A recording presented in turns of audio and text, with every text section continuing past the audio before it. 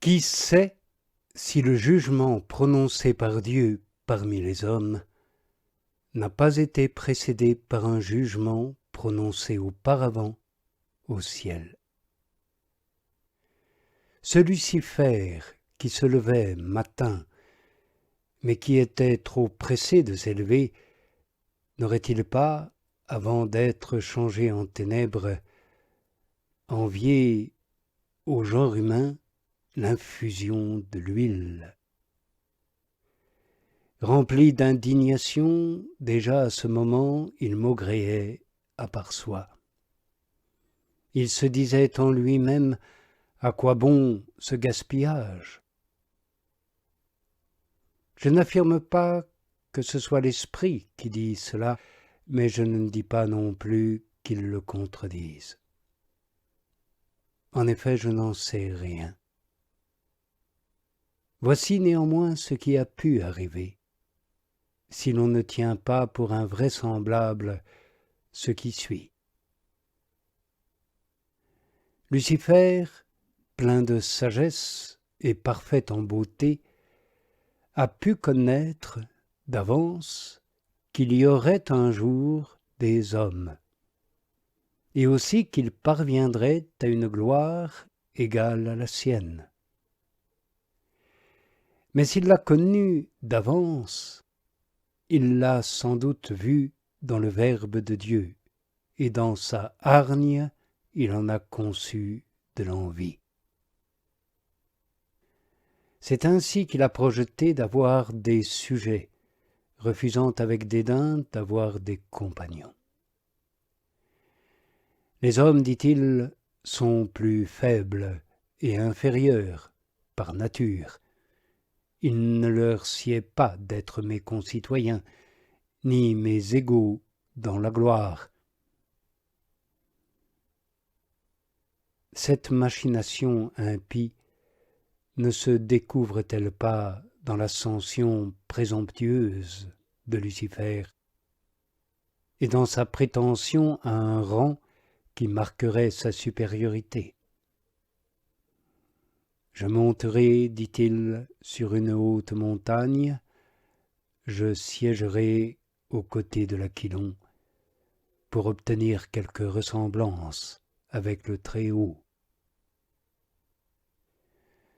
Comme celui-ci siège sur les chérubins et gouverne toute créature angélique, ainsi Lucifer occuperait lui aussi un siège élevé et régnerait sur le genre humain. À Dieu ne plaise. Il a médité l'iniquité sur sa couche, que l'iniquité se mente à elle-même. Nous ne reconnaissons pas d'autre juge que le Créateur. Ce n'est pas le Satan, mais le Seigneur qui jugera la terre entière. C'est lui qui est notre Dieu dans tous les siècles des siècles, lui qui régnera sur nous jusqu'à la fin des temps. Ainsi Lucifer a conçu la douleur au ciel, et au paradis il a enfanté l'iniquité, fille de la méchanceté, mère de la mort et des peines. Et la racine de tous ces maux a été l'orgueil.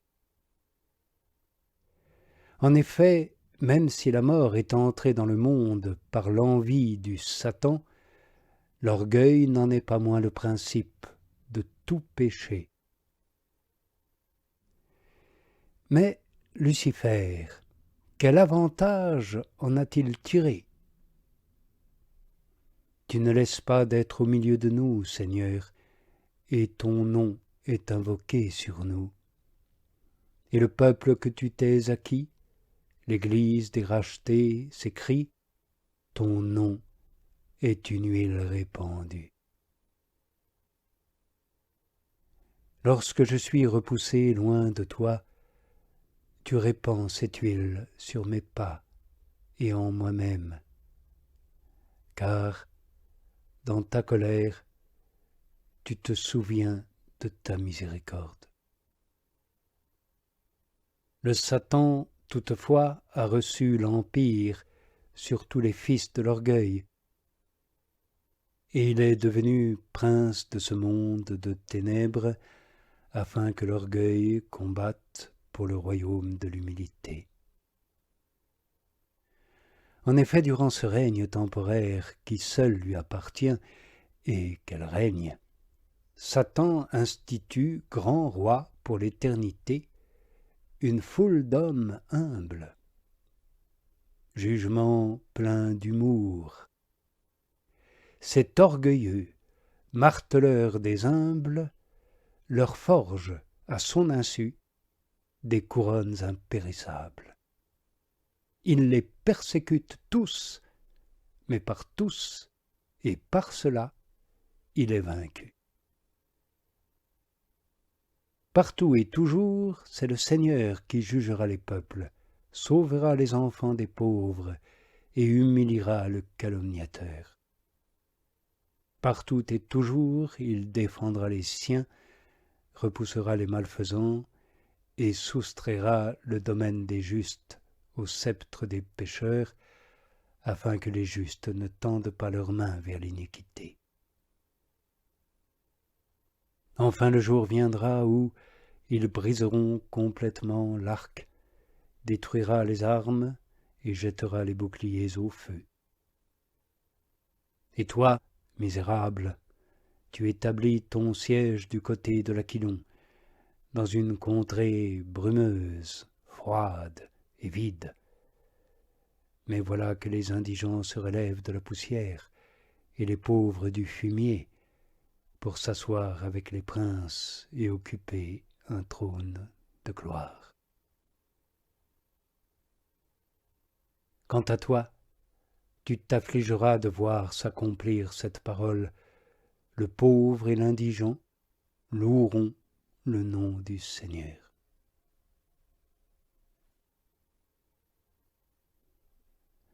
Grâce te soit rendue, Père des orphelins et défenseur des enfants sans appui. La montagne grasse et fertile nous a communiqué sa faveur.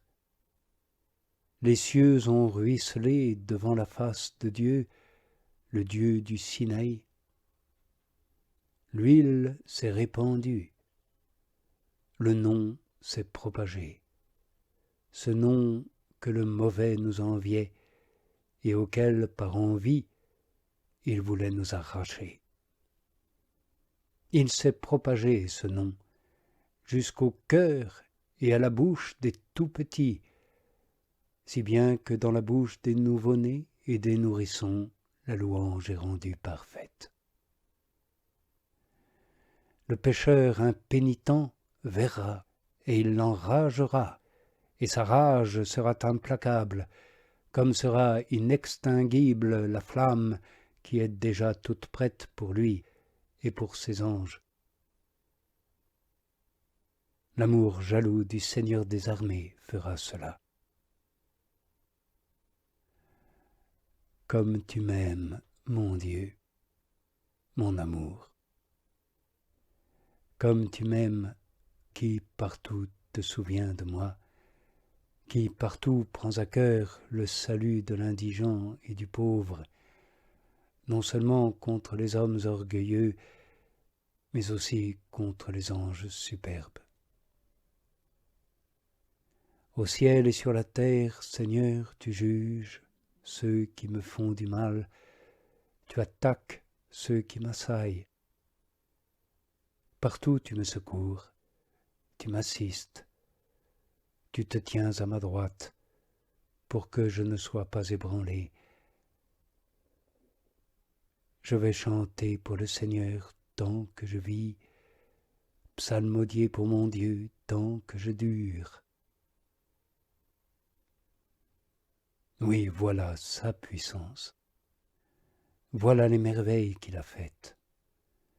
Voilà le premier, le suprême jugement que la Vierge Marie, confidente de ses secrets, m'a dévoilé par ses paroles Il a renversé les puissants de leur trône et élevé les humbles. Il a comblé de biens les affamés et renvoyé les riches les mains vides. Et le deuxième jugement est semblable au premier, et vous l'avez déjà entendu, afin que voient ceux qui ne voient pas et que ceux qui voient deviennent aveugles. Que le pauvre soit consolé par ces deux jugements, et qu'il dise « Je me suis rappelé tes jugements d'autrefois, Seigneur, et j'ai été consolé. » Mais revenons à nous-mêmes et examinons nos voies. Pour pouvoir le faire en vérité, invoquons l'Esprit de vérité.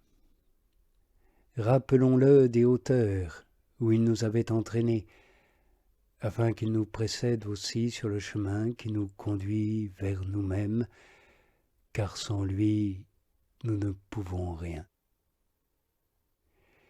Il ne faut pas craindre qu'il dédaigne d'acquiescer à notre désir. Il s'indigne plutôt si nous essayons de faire quelque chose, si peu que ce soit, sans recourir à lui. Car il n'est pas un esprit qui s'en va sans retour. Au contraire, il nous mène et nous ramène de clarté en clarté, étant l'esprit du Seigneur, lumière des peuples, lumière des âmes.